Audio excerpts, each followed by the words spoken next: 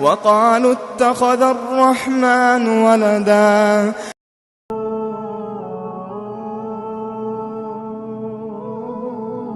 تكاد السماوات يتفطرن منه وتنشق الأرض وتخر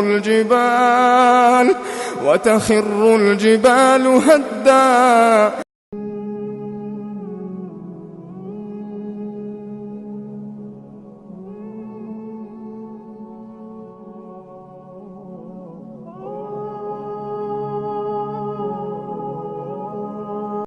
أن دعوا للرحمن ولدا